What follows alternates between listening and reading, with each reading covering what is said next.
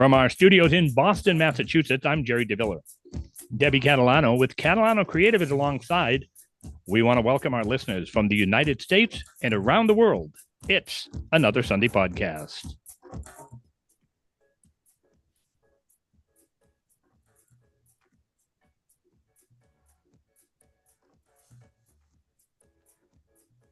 And hello to you, Debbie. Hello to you, Jerry. You know, I do that all the time. I say hello and I look down, I say, I didn't take her off mute. I do it all the time. So I was just moving my lips and there was no sound. Just like we talk about the weather every episode. Every episode, Jerry forgets to hit the button. So it's out again. Hello, Debbie. Hello, Jerry. How are you? I'm fine. How are you? I am better than I deserve. Thank you. Oh man, it's good to see you again. The summer is almost over. Here we are in the middle of September, and it just went by so quick, didn't it? Yeah. I mean, another week, it's fall, right? September 20th, September 21st. Yes. Yeah. Yeah. Good Lord. Not ready for that. But anyway, hey, a couple things. We got a great guest. I can't wait to get to him. It's an interesting story how we got the guest. But before we do that, I just want to let folks know our last episode, Mike Praviti. What a great episode. Mike, the voiceover actor that's doing video games and animation and commercials and things. That was a great show. If you haven't listened to it yet, go back and listen to Mike Praviti. And he had some great advice for people that want to get into that role and do voiceover work and things like that. And you can check out all the information in the show notes where you can find him. And he does those daily videos, with advice and all that stuff. On Instagram and probably TikTok too. Yep. Yeah. All free. All free advice. Mike Praviti, VO, is his handle on most of the social medias. And I just found out today, as we're recording this in August, that our friend Rick 9G just had a baby. Oh, that's wonderful! Yeah, little baby girl. Congratulations, Rick! Wow, a baby girl. Oh, nice. And I haven't seen or heard the name yet, but soon. And, that's great news. And he reported on social media that mom and baby were doing just fine. So congratulations to him. That out. Yes. Can't wait to have him back on to talk all about that and his classic television stories that he has. Yeah. All right, getting all of that out of the way.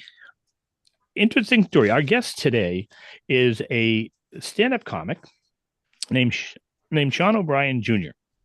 And, it's interesting how sometimes we find guests. They're friends of yours or people that you've worked with or represented, or I have them from, connections, and we have all these different ways of getting guests. I have a TikTok account that I use for entertainment purposes. I don't post things out there, but sometimes we find some interesting guests. Well, this is the first. Our guest tonight, Sean O'Brien Jr., is an Uber passenger of mine. Happened to be at Logan Airport and picked him up. So I was all excited. The fact that I saw, hey, I get, ride back home and to the hometown and get in. And we just had, just a normal conversation. And I think, what do you do for work or whatever? And I'm a stand-up comic. It's like, oh man. Okay. And we got talking. That's what we're going to talk about today. Yeah. And I think people are going to enjoy this. So let's bring him on. Sean O'Brien Jr. Sean, welcome to the show. It's great to see you again. Great to see you too. Thank you for having me.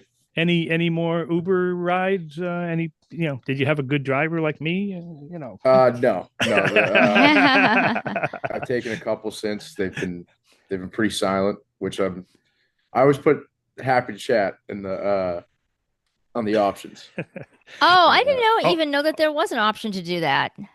Oh, okay. I don't know if I saw that on your particular ride, but wow, that's pretty cool. Actually, I usually have it on. But yeah, the last couple ones I've taken were pretty silent. So yeah, I have this rule. I always say hello, how are you? How was your day? And then if people say good, and then they go right to their phone, that's like a signal to me. It's like, okay, just shut up, Jerry, and drive. But you were very good, and of course we live in the same town, so it's that was what we had in common. And then and I love the chat, obviously. And you said the same thing. So we had a nice little 20-minute conversation, and I said, "You want to be on the podcast?" And here we are. So Yeah, Yeah. hell again, yeah. thank you for joining us. Yeah. Um, let's jump right into this. Stand-up comic. How did you first get into comedy? Was there some sort of a defining moment when you said, "This is the path I want to go"? Um, no, it was more like I've always been like obsessed with watching it since I've been like 10 years old. And a lot of my buddies went to college, and I was bored one day and I saw that there was an open mic, and I was like, you know what? I was like, might as well try it. So I was like 18 when I first tried it. I got away from it for a little bit, and then around like 20 years old, I started taking it like pretty serious. I think that that's actually a pretty brave thing to do, just to kind of just go up and do a, stand up, and especially at 18 too. Who were the people that you used to watch and really enjoy then? I was obsessed with Ralphie May, Patrice O'Neill, and then a little later Tom Segura. Oh yeah, Mm. yep. I'd watch them so much, like every night. Yeah, yeah. I work a part-time job at the Chevalier Theater, and they're affiliated with the Wilbur Theater, and he's Oh he's yeah, played a lot of they've hosted a lot of comedians and continue to. But Tom Segura is definitely one that I know we've had there. yeah, he's awesome. Yeah, yeah, he's funny. You remember? So you went on an open mic night for your first time. Do you remember that? And what was it like to be up there? I mean, that takes some guts to get up before a It crowd was and tell jokes. it was scary. I did very bad. Okay. In your opinion. Oh no, it was the room's opinion too, I Yeah. think. I actually did pretty bad for like a year straight. Well, I I mean, just like that's being up there. yeah. I mean, isn't that how you kind of you get your chops going by Yeah. just keep doing it? So at least that didn't you didn't let that discourage you. Yeah. Well, doing bad all the time definitely helped with like, Yeah, you know, we do bad now, it doesn't really bother me. yeah, yeah. That's good. Sometimes it's the audience, you know. If you get a Tuesday night audience versus a Saturday night audience, it must be a difference sometimes between the two audiences, right? But Mm.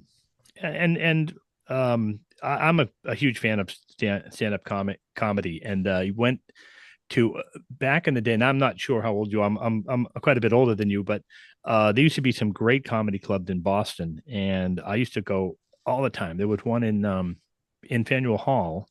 I think at that time it was the Improv. It's moved into its own place. I think it was the Improv, and it was, we'd see everybody from local comedians to um, national acts and things of that nature. I love it, and you play some of those places now, here in the Boston area and outside of the city, right? Yep. Yeah. So um, obviously write your own material, right? Yeah. And so, where do you get inspiration for that? I would love to be on stage and telling jokes. I steal jokes when staff meetings. I always open up a staff meeting at work with a some crazy joke that I've stolen from someplace, or But I can't write for crap. Where do you get your inspiration? Probably, I mean, everybody says it, but I got a crazy family. Um, they're a lot of the inspiration. Like most of my family, pretty funny people. Like my mom's hilarious. All my aunts, my dad, my uncle who I live with. So I'm getting constant stuff from him. And I don't know, I make fun of myself a lot, just like stuff I go through and have going on in my life. So I mean, pretty much just family, some The friends, I holidays guess. must be a lot of fun if there's so many of you that have that sense of humor. Oh yeah, yeah, the holidays are the best. Your own little holiday comedy show at your house, or Yeah, Yeah, I yeah. don't even say relative? anything. I just listen. So That's when you were sort of developing, and you said like you had a year of like bad, how did you like what's your process? Do you take notes? Do you like, okay, I got a little bit more of something out of this joke and I need to do more this way? Like how did you develop to get to the point to where you are now? So luckily I had like uh, great people around me like Dave Russo, Paul D'Angelo, Mm, Lenny, Tony V. They all gave me like great advice about just audio recording everything and Mm-hmm. listening to it afterwards. And you kind of like see where they laughed and like or they didn't, like, oh, I gotta switch this, I gotta do this. So I got better because those guys were very, very good to me. That's nice to And hear. yeah, gave me like great advice.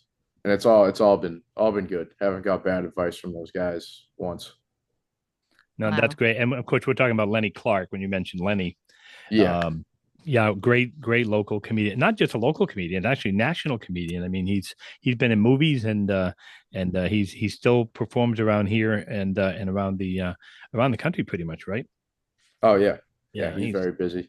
funny guy. One of the first comedians I think I ever saw was Lenny Clark.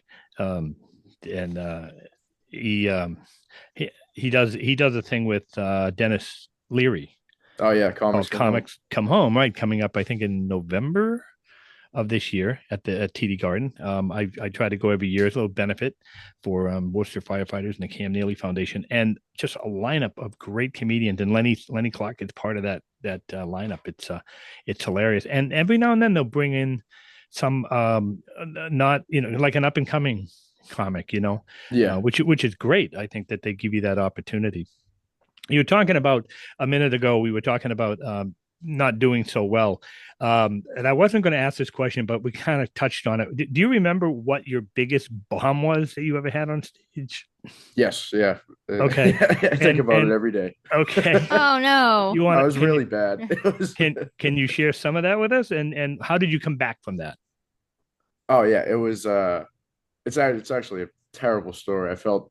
I couldn't sleep that night because Oh wow, Oh. okay, that's how bad it was. It wasn't even really how bad I was doing up there. It was I heard something. It was like packed for an open mic. There was a bunch of people there, and it was in the back. There was like just this noise, and it was like kind of like muffled. I couldn't hear what the guy was saying, and I tried. It was my third time up there. I think third or fourth time, and I thought like I'd be able to do crowd work, which is just like impossible at that stage in comedy. So I told him to shut up, and then he kept going, and I couldn't understand what he was saying. And I kept yelling at him, and no one was laughing, and people were like looking at me weird. And I was like, "What's going on?" And then the owner of the bar was like, yelled at me and was like, "Hey, you better stop yelling at him like that. That's my brother, and he's mentally oh, handicapped." oh, Oh gosh, but Yeah. okay, how okay, are you to know? I mean, I had right, no honestly. right, idea. right, Yeah, yeah. No, okay, cut yourself a break for that because there'd be yeah. no way of knowing. When you're in that position, you're up there to kind of work the room. I mean, it'd be kind of hard to ignore that. So, yeah, I hope you don't let that continue to bother you because that was just something really random. Oh yeah, it was just like wicked embarrassing. I was Yeah. right after that. I had like about 2 minutes left up there, and I was just like, I'm gonna get off now, and I never went back to that open mic. Oh Oh, wow, Yeah, but wow. they shut down, so it's fine. Oh, well, okay. that's good. uh, That's yeah, tough. That's a tough one. yeah. Do you do crowd work now at all, or did that like turn you off from doing it? I mean that didn't turn me off from it, but I won't. I don't really seek it. But if someone says something to me, I'll talk to them. But I don't go ask like what people do for a living and all that Yeah, stuff. yeah. You see some comedians today that don't even deal with hecklers; they just ignore them. They just Yeah. do their routine, and then there are others that will stop the routine and work on the hecklers or just on the crowd. So I guess it's just all matter of style and preference. I do know when you talk about talking to people in the audience, I know a lot of people when they go to a comedy show, they do not want to sit up front because they do not want to be noticed or called Yeah. out. So I can understand that. Yeah, Yeah. that was me a number of years ago in New York with a person that I worked with who looked very, very young. wasn't, but looked a lot younger than I was. And so, of course, we got late. In New York City, they run around with, hey, you want to go see a comedy club, and they race you over to the club and $10 or whatever. So sat us right in the front, and we were the show for the night Oh because no. I mean, I enjoyed it. The person I was with was like embarrassed, wanted to just crawl under the stage. It's me. It's like, it's all fun and games, and so it got into the every comic that came out during this particular night was like, where is where's the father and son, where's the pedophile and it was just like, Yeah, oh man, it was brutal. And at the end of the night, the host, whoever was hosting the comedy night, came up to us and said, I got to do a show in the other room. Thanks for being such great sports. Gave us his CDs for free for playing along, and said, would you like to come over? And the other end, we're like, no, I don't That's think he enough to can. do it once, Yeah, I right? don't think he can handle that. Yeah. But it was fun. Yeah, nobody likes to sit up front because of that. But me, I don't really care Yeah. where you put me. What is your writing process like? Do you write like every day, or do you do it in bursts? How does that work? I mean, I'll write down stuff every day, like not particularly jokes, and then I'll go back and see if there's anything I can come up with it. But it's pretty much every day I'm writing down what's going on, even if I'm doing nothing, because hopefully something like pops in when I look back, like, oh, maybe this will work here with this that I wrote down. And it's kind of like, I don't really like sit down and like try to come up with material Hmm. like in the moment. Yeah, it So kind of writes itself in a way sometimes. yeah, Yeah. that's kind of what I look for. Yeah. That's good. That's more, I don't know, it feels like it'd be more natural and genuine and And you say it's based on things like your family, or maybe things that you see or hear or do during the day, right? So kind of Yeah. gives you some inspiration. Now, so when you are doing these jokes for the first time, like, do you test them out at a club, or how does that process work? Yeah, so now I'll go to like clubs and test them out, and luckily like I've my good friend Matt Mishy runs Nick's Comedy Stop now, so whenever I want to try new stuff out, he'll throw me in like the middle of the lineup, and I'll do try some new material, and I can kind of stay out of the open mics now because I mean they were good at one point, but they're like you go now, there's like four people there, and you're really not finding out if something's good or not. Right, yeah. right. Yeah. So The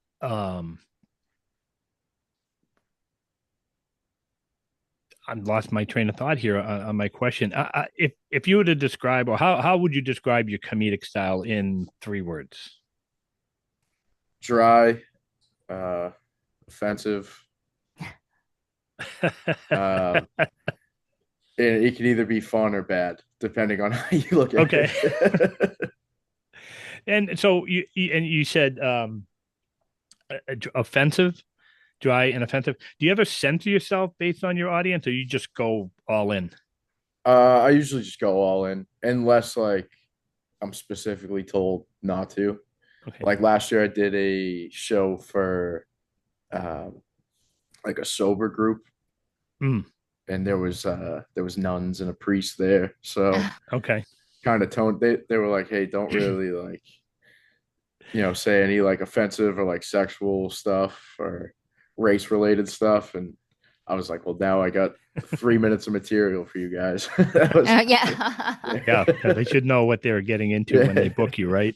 There's a comedian out of she's from the South Shore, and I, off the top of my head, cannot remember her name. Christine Hurley. That's it. Yep. Christine Hurley She's the is best. absolutely hilarious. So on this one night that we did a benefit over at Giggles, she was on the bill, and along with Audio Januario, Yeah. and I think another one of the guys we were going to have on the show and never could really pin him down. Does a lot of hosting over there, or did. Really tall comedian, funny guy. his name will come to me too. But so Christine Hurley was on the bill, and she had come up and said, "What kind of a crowd is it?" I said, "Well, it's a nonprofit, it's a lot of adults. My mother's in the audience; she's about 80." And she's like, I said, "But she's got a good sense of humor." She goes, "All right, well, I'll tone it down a little bit." And she came out, and the first thing she said was, "Where's Jerry's mother?" And of course, right in the middle, right in the front. And she goes, "He said I can't say the word C," and she Oh said it. no. And I went, "Oh, here we go." Oh And wow. my mother absolutely loved it.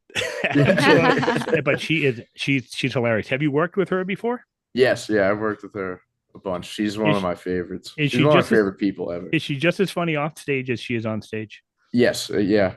She Uh, rips into her husband oh terribly. yeah, and her husband I love too. He's a great hang.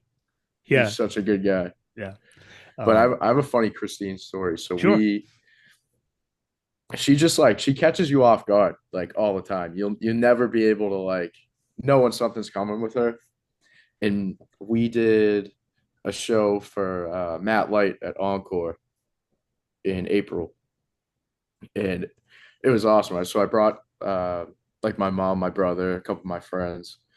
So me and my brother are talking to her, saying goodbye to her, and she walks like two steps after saying goodbye and turns around, and she looked at me and my brother, and she was like, "You guys are so cute. You guys have to get my daughter's pregnant." And then she just took off and kept walking. That Wow. sounds like something she just like comes out with this stuff. It's oh man, yeah, they're all good over there. So you how often are you working? Are you out every week? What is that like? What is your schedule like? It's for the most part every weekend I'm out doing Is this shows. like your full-time job or Yeah, slowly like starting to transition into it.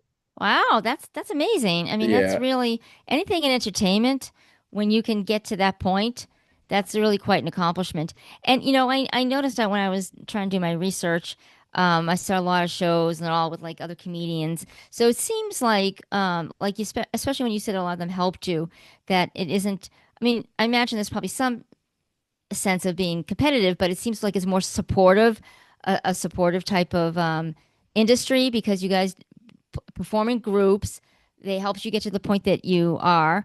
Am I right about that? Like around here, around the yeah. Boston Oh area? yeah. Yeah. It's I know here I can only speak on here, but Yes. Yeah. it's very everybody's pretty supportive of each other.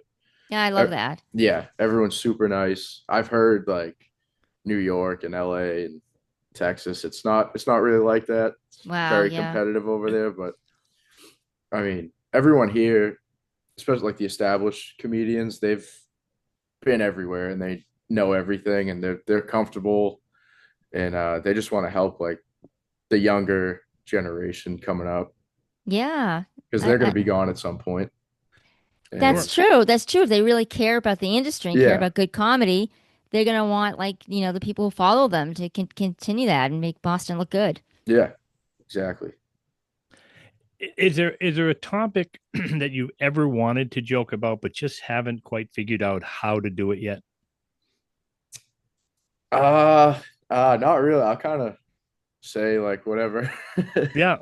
I Uh, mean, if it doesn't go good, like really bad, like I won't bring it up or try to work on it. But if I don't know, if I think something's funny, I'll say it. do you do you record yourself at every gig, video and or audio, and then go back and watch yourself or listen or Mostly just audio. okay. Um, I am gonna start doing some clips though. Um, just like old jokes that I don't tell anymore. Post those online. Okay. Uh, yeah, but just audio, listen back, and because I mean I don't really move on stage. I just kind of stay in one spot, so The not really a big walking around kind of comedian. yeah, yeah. Um I don't know if we actually talked a little bit about folks in the audience and crowd work, but have you run into hecklers or really tough crowds other than that one we mentioned? And if so, how do you deal with them? Do you deal with the hecklers or do you just ignore them? Like some comics will never even acknowledge that it's going on. if it's like something worth talking about, if someone yells something out, I'll uh I'll talk to them. But if it's something stupid, like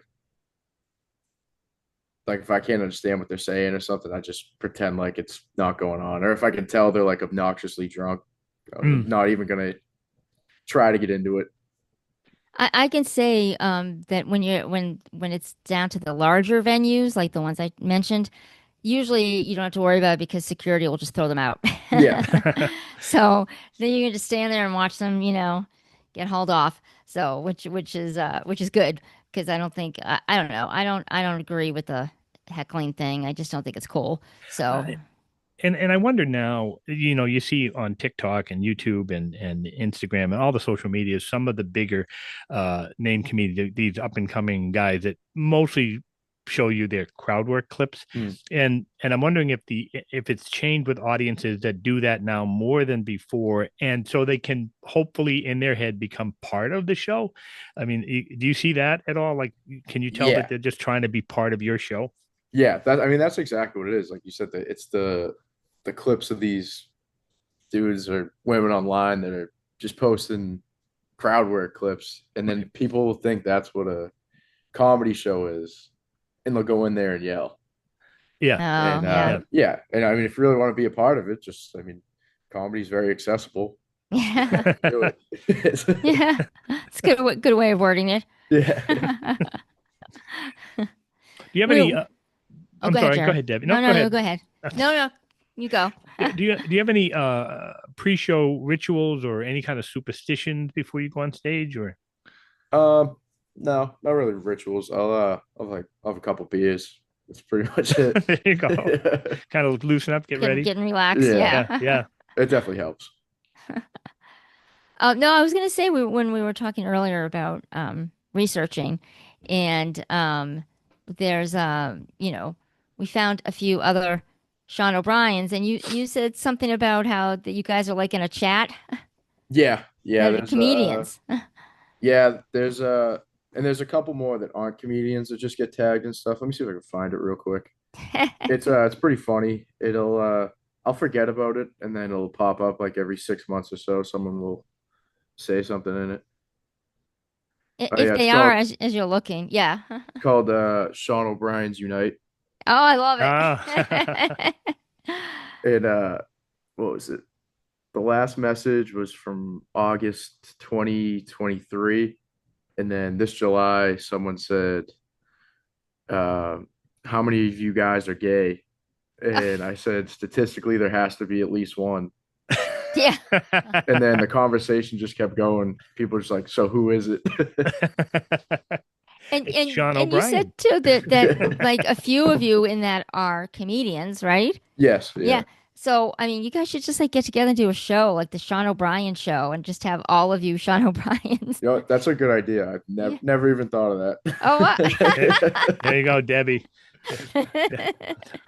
We'll get Debbie to help you put that together. Yeah. That would be I'm a that'd be publicist. the Sean O'Brien show. And Yep. just for our listeners, we are talking to Sean O'Brien Jr. He is a stand-up comic in the Boston area, but he goes outside of Boston. In fact, when I picked you up, you had just got back from LA. You played a huge venue out there. Tell us about that. That was cool. It was with Sam Tripoli. I met him a couple months ago. He's an LA comic. And yeah, I was in and out of there because I got like a very small part in a movie. So I had to be at the pier. So I didn't really get to like, you know, take it all in. It was very in and out. Did about 7 minutes and then uh went down to the pier for about 8 hours and said one line. So, and of course, we're talking about the Comedy Store. Yes. The Yeah. Comedy Store, and all. I mean, we definitely mentioned that. I mean, 7 minutes at the Comedy Store is Yeah. huge. Oh, definitely. So, Yeah. you got your foot in the door there, and hopefully, they'll have you back. Yeah. And but that had to have been like a highlight. Like, oh man, I'm at the Comedy Store. Yeah. It was cool. I wish I could have like spent some time there. But Yeah. Well, man, who knows? Maybe you'll end up back there and maybe get yourself a gig on one of the late night talk shows if they still exist yeah, I in the mean that'd be future. nice. Yeah. Why not? I mean, who was it? Was it the Tonight Show with Jay Leno used to give up and coming comics a start, right? You didn't Yep. a lot of folks that didn't have a name yet for themselves. Yeah, being a comic from Boston himself, yeah, he was very good at doing stuff like that. What about this film that you're in? Is there anything that you can mention about it? And how did you get that gig? Do you have an agent? No, I don't have an agent. But it was my dad's cousin knew some guy that was uh, in this movie. Don Worley's his name. He's hilarious. But he just reached out to him and was like, "Hey, any way you can get him in this so he can get his SAG card?" Oh, And right. yeah, he was like, "Yeah." And he was like, "Well, fly go to LA." Nice. Yeah, so it was fun. I mean, it's I don't really know like the whole plot of the movie. I was only there for a couple days, Yeah. but it seems like it's going to be pretty funny. It's got John Lovitz in it, Oh, Chris okay. Okay. Kattan, uh, Oh, did you who meet else was any of in it? these guys? Tara Reid. Were they on set with you, or were you doing something off to the side without? No, so there was the scene I did. It was just like there was I think five of us there, and none of those people were there. But Do you remember the one line you had? yeah, it was like the whole scene was like the two main characters like getting arrested. One of them like starts a brand in the movie, and I was wearing the shirt. And then when they're getting arrested, uh, his brand was called Sad Dad in the movie, and I just yell, "Sad Dad, got a friend. Why don't you get a room, you losers?" Yeah, then That's that cool though. It's a good start, you know, it that you can. counts toward the SAG Yeah, Yeah, yeah. that you need to get. I think I was telling you in the car that I was an extra, no lines in the Holdovers movie, and I was it's so it was such a blast hanging out with Paul Giamatti for the day, but it's kind of fun. So did you ever consider branching out into acting or writing or directing in film, or just pretty much just comedy? I would love to just like kind of focus on comedy, but if like acting opportunities come up, I'll definitely do them. But I'm not out like actively seeking them. Um, let's see. I was going to ask what the weirdest gig you ever performed at.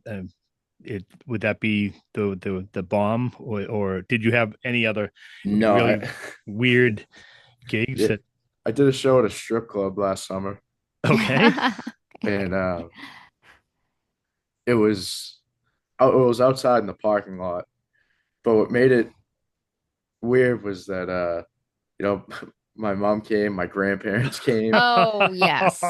Yeah. I mean, I and just thought it was weird it was an outdoor strip club, but yeah, that made it even weirder. Yeah. and then we just assumed that there would be a bathroom since it was outside the strip club. Like, but if you had to use the bathroom, you had to go into the strip club. uh, Oh. And yeah, once you walk through those doors, it's just naked women Oh boy. everywhere. and mom and, So, and mom and grandma had to go to the bathroom probably, right? And oh yeah, yeah. of course. I mean, she probably won't care if I tell her, but my mom was telling she went into the bathroom, but the bathroom in that strip club for the women was also where they changed and everything. Oh, So she walked into just like a bunch of naked women. She said one of them was like bent over in the mirror, Oh oh, like my checking goodness. herself. Yeah, yeah. hello. That's yeah. There's a bit right there. That whole thing. Yes, it's probably This is how you get your material, there right? you go. Yeah. Oh, do you have any upcoming projects or tours or thing that our listeners should know about? um, yeah, we just started filming like a little mini series at Sully's Tap in Boston. It's called Oh yeah, Sullivan's, and one of my favorite places. it's the best. The Uh, longest bar in Boston, right? Is yeah, that yeah. and was it Dana Rosenblatt? Great friend. He's the best. Yeah. He owns it, and my buddy Jake Scally. He's big on all social medias. He's funding everything, and got everybody in there, and it's just kind of a show about a dysfunctional bar. Should be pretty good, but it'll be out on YouTube probably, and then hopefully shop it around other places. Oh, Yeah, great. you'll have to keep us Let us know. updated. Yeah, Yeah. definitely. Yeah. We'll promote it for you guys. Oh, thank you. Yeah. Yeah, Yeah. It's very cool. absolutely. Yeah, and folks, again, Sean O'Brien Jr. He's a stand-up comic here in Boston, and if you check the show notes here, we have a list of his upcoming gigs, and definitely check him out. I am embarrassed to say I have not seen you No perform, worries. A lot of people have it. but and Giggles is right down the street, so I'm going to be looking forward to seeing you. You perform there. Do you perform where else in the area here? Do you perform? Ch China Blossom, North Oh, Andover. yeah. That's one of my favorite Up rooms. in North Andover, right? Yeah. And Yeah. then I've done Joe Fish down the street. That's a Johnny Mhm. Peasy room. Johnny And Peasy, there's the guy I was trying to oh, think Johnny of at Peasy. Giggles. Yeah. Yes, yes, Yeah, great he was guy. supposed to be on our show, Yes. right? He's a nice I guy. saw him host something at Giggles actually. I think it Yeah. was Giggles.